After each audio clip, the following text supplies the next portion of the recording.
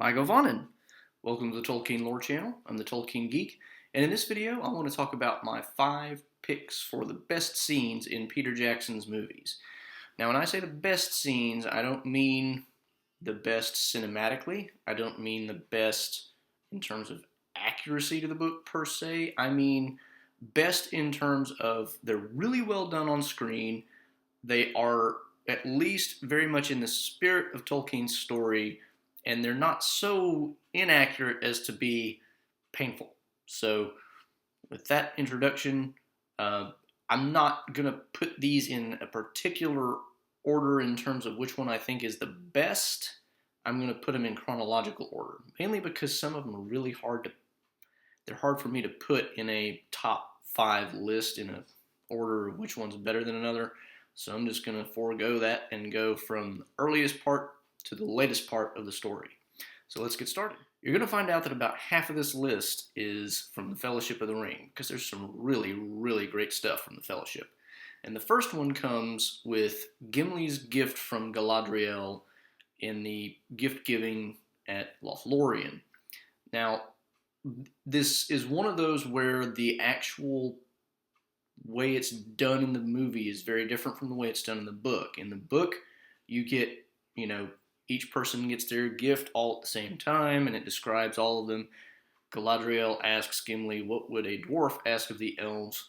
Gimli replies, nothing except to look upon the Lady Galadriel one last time. So far, it's more or less in line with the movie, but then the movie starts to diverge because the movie kind of does this as sort of a semi-flashback / cut to the future in between scene, and the movie never actually shows the gift being given, whereas the book goes through the process of, he literally says, I'm not going to ask for anything, and she says, well, you're not going to be the only one who goes away from us empty-handed, name your gift. And he said, well, if I have to name something, and he even goes so far as to say, I'm not asking, I'm just naming it because you told me to do it, a strand of your hair, and then she gives it to him.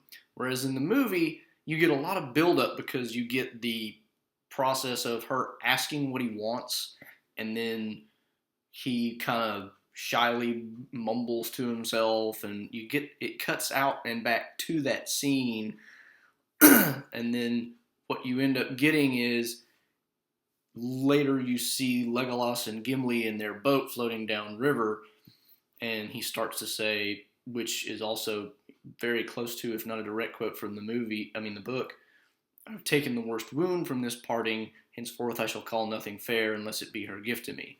Legolas says, what was her gift? And he says, I asked her for 1 hair from her golden head. She gave me 3. And it's amazingly well done because John Rhys-Davies is such a phenomenal actor. He totally captures the awe and love that Gimli feels for Galadriel. It's so well done, even though it's not accurate to the book. And you also get to see Legolas's facial expression after Gimli says that, and you can tell Legolas is saying in his head, there's some hope for you, dwarf, after all. Because, of course, up to this point in the book, they don't really like each other. And the same goes in the movie. That is one thing the books and the movies agree on, is Legolas and Gimli are not the best of friends up until Lothlorien, but after Lothlorien, that changes. And the reason it changes is because of Gimli's admiration for Galadriel. And you can see that in Legolas's facial expression in the movie, and it's just done so well. The scene is acted very well, it's directed very well, and it very much does capture what happened internally for Gimli because of his meeting Lady Galadriel. And so that's why I think this scene is a really good one, even though it's probably actually the least accurate one in this list, but it does such a good job of capturing so many different elements about how that event changes Gimli as a person and his relationship with Legolas that it's hard not to include. So that's my first pick. The next pick I have is Boromir's death scene. Now, come on, you probably knew this was coming. You could arguably put this one all the way at the top if you really wanted to. Sean Bean is great at dying. let's be honest. He's really, really, really good at getting killed in movies.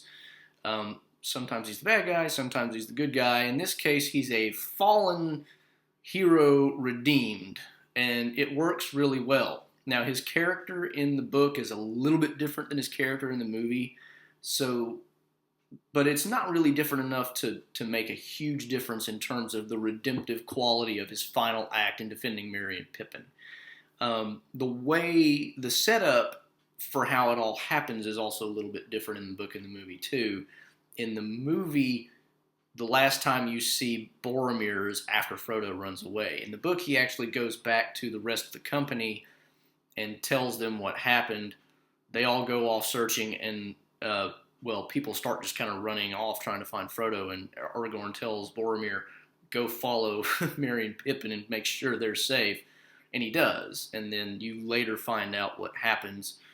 In the movie, you don't see Boromir again until you see Merry and Pippin about to be just swarmed by all these Uruk-hai, and then he jumps in at the last minute and saves them. It's a difference, but it's not a huge plot difference.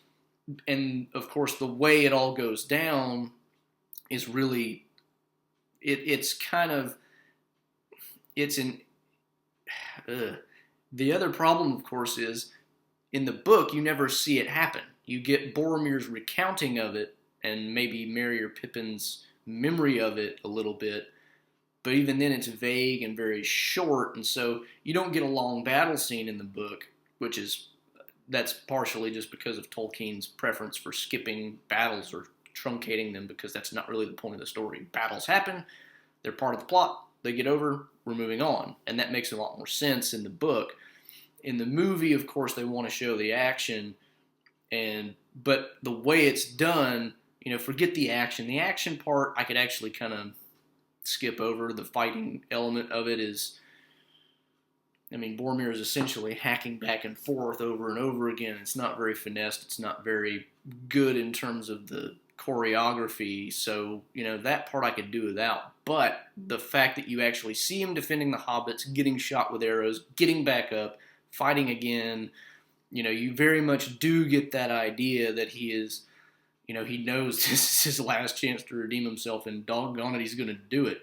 And then, of course, Aragorn comes along later, finds Boromir dying, and this they also changed up a little bit from the book as well, but it was still really well done. It was a touching moment between the two of them where Boromir finally acknowledges the kingship of Aragorn explicitly, and he's, all this, and he actually goes on a little longer in the movie than he does in the book. He dies kind of a little too quickly for Aragorn's taste, because he doesn't even get to tell him where Frodo is or anything like that. That's a little backwards too. But anyway, it's just a really well done scene.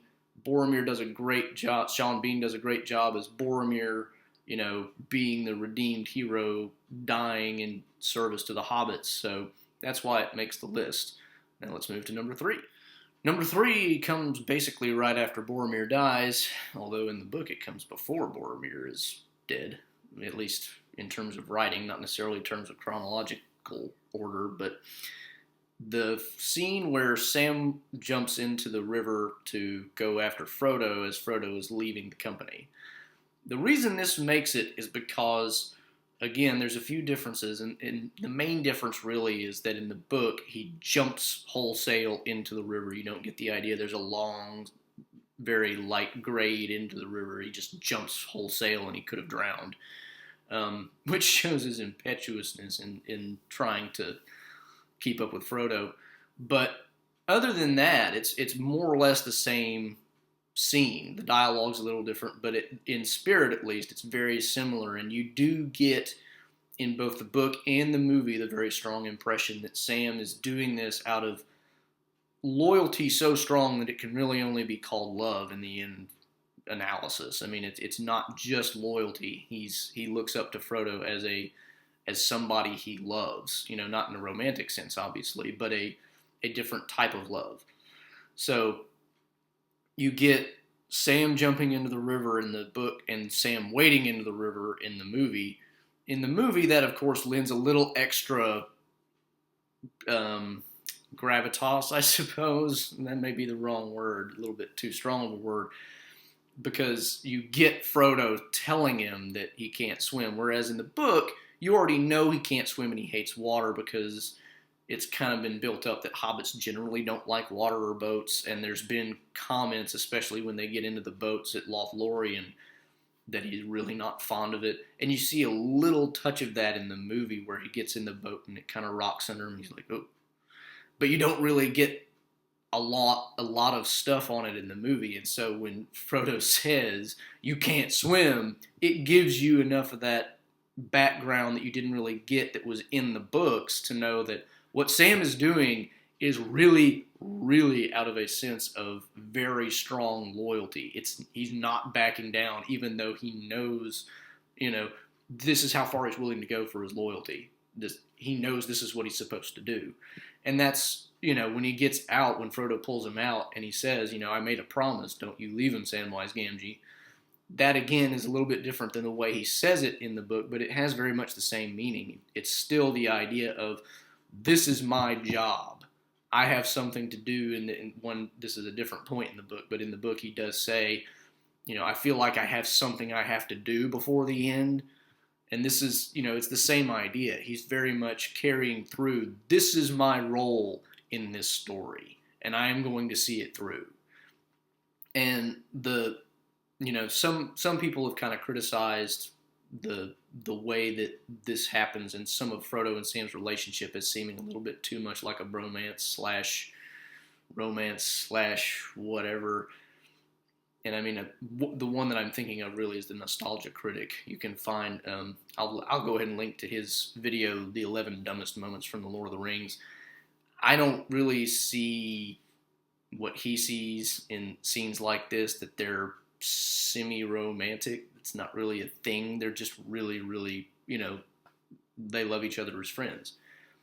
But you definitely do see that in the movie. So that's why it's up in this list. So now we can finally move on from the Fellowship of the Ring. Okay, my one pick from the Two Towers is the Gollum Smeagol scene. You've got Gollum wrestling with himself in his mind, trying to decide what he's going to do. Now, again, like most of the ones on this list, there are some significant differences between the movie version and the book version. In the book version, he's actually fighting himself as he's reaching to grab the ring from a sleeping Frodo. And Sam wakes up and finds him doing this. And that's a significant aspect in the book as well. And the argument he has with himself is also somewhat different. But that being said, the way that they changed the story a little bit and character development for Gollum in the movie, it makes a lot of sense the way they did this. And it's just phenomenally well done. It's a great scene just in and of itself. So it's done extraordinarily well, and it does a lot of things right. And it does capture more or less the essence of Gollum Smeagol, the divide of, on the one hand, he actually does feel some kind of love, maybe too strong a word, but some kind of at least admiration for Frodo because of the pity he showed him and how he treats him and things like that, but also that very hard to conquer desire that I want the ring back, it's mine. So you definitely get that, and you get the idea that there's very much an internal struggle there, and it's the wrong kind of internal struggle, but it works. So just this one really made it to the top just because it's so well done. This is in the running for the least accurate of the scenes, but it's still accurate enough, I think, that it works. So now we get one scene from The Return of the King. So my one pick from Return of the King is the scene where the Rohirrim finally arrive at the Battle of the Pelennor Fields in Minas Tirith and charge the forces of Mordor. The reason I really, really like this scene, and it might be my favorite of the bunch, is because the way it is filmed and directed and everything really captures the feel that I get whenever I read the passage from the actual Lord of the Rings in the book. And just for reference, let me read that real quick. So the Rohirrim have just arrived at the within sight of Minas Tirith, and they can see the battle going on. And then suddenly Merry felt it at last, beyond doubt. A change. Wind was in his face. Light was glimmering. Far, far away in the south, the clouds could be dimly seen as remote as gray shapes rolling up, drifting. Morning lay beyond them. You have to remember everything's been dark and gloomy because of the clouds that have been coming from Mordor. But at that same moment there was a flash, as if lightning had sprung from the earth beneath the city. For a searing second it stood dazzling far off in black and white, its topmost tower like a glittering needle, and then as the darkness closed again there came rolling over the fields a great boom. That, of course, is when the great battering ram Gron finally breaks the gates of Minas Tirith. At that sound the bent shape of the king sprang suddenly erect. Tall and proud he seemed again, and rising in his stirrups he cried in a loud voice, more clear than any there had ever heard a mortal man achieve before. Arise, arise, riders of Theoden, fell deeds awake, fire and slaughter, spear shall be shaken, shield be splintered, a sword day, a red day, ere the sun rises. Ride now, ride to Gondor. Now, that's obviously a little bit different than the way it does it in the movie, because in the movie, you don't really, the speech is a little bit different, and that's not a big deal, but then it moves on to, with that he seized a great horn from Guthlof his banner bearer, and he blew such a blast upon it that it burst asunder, and straightway all the horns in the host were lifted up in music, and the blowing of the horns of Rohan in that hour was like a storm upon the plain and a thunder in the mountains. Ride now, ride to Gondor. And this is where it gets good. Suddenly the king cried to Snowmane, and the horse sprang away. Behind him his banner blew in the wind, white horse upon a field of green, but he outpaced it. After him thundered the knights of his house, but he was ever before them. Eomer rode there, the white horsetail on his helm floating in his speed, and the front of the first Eored roared like a breaker foaming to the shore, but Theoden could not be overtaken. Fey he seemed, or the battle fury of his fathers ran like new fire in his veins, and he was borne up on Snowmane like a god of old, even as Orome the Great in the battle of the Valar when the world was young. His golden shield was uncovered, and lo, it shone like an image of the sun, and the grass flamed into green about the white feet of his steed. For morning came, morning and a wind from the sea, and darkness was removed, and the hosts of Mordor wailed, and terror took them, and they fled and died, and the hoofs of wrath rode over them. And then all the host of Rohan burst into song, and they sang as they slew, for the joy of battle was on them, and the sound of their singing that was fair and terrible came even to the city. Now when I read that, and then I watch the movie version, that's pretty much the same feeling that I get. It's very much that impression of, the hosts of Mordor just absolutely terrified. Everything is suddenly turning against them completely unexpectedly, and the sun comes up, and that's the part of it too is the music. Howard Shore did a really great job with the score in this scene, because as the sun comes up and the music swells, and then you get all that, and then the Rohirrim ride down, and basically they're just unstoppable. It's a really, really great scene, and it's done so well, I think, that the only real problem is the fact that in the book it's supposed to happen more or less at the same time that Gandalf and the Ringwraith, the Lord of the Ringwraiths, the Witch King, are facing off. In the movie, they ruin that because of the way that it goes down. In the book, there's an actual standoff. They're both, standing across from each other on horses and facing each other, and neither is obviously the superior of the other, whereas in the movie, you get the distinct impression that the Witch King has the upper hand and Gandalf seems terrified. They ruin that, but the actual scene itself of the Rohirrim finally arriving and then charging the field, that always gets me. It's one of my favorite scenes in all three movies, to be honest, and I think it very well captures the emotional aspects of that passage that I just read. It's really great stuff. So that's why it's the one scene that I picked from The Return of the King. So those are my 5 choices for the best scenes from the Lord of the Rings movies. If you disagree or have other things that you think should have made it, feel free to comment in the comments below and let me know what you think. Please also like and share the video around. Subscribe if you want to learn more about Lord of the Rings or other things that Tolkien put out. And if you don't want to subscribe, you can also follow me on Twitter at JRRTLore. Until next time, this is the Tolkien Geek signing out for the Tolkien Lore channel. Namaste.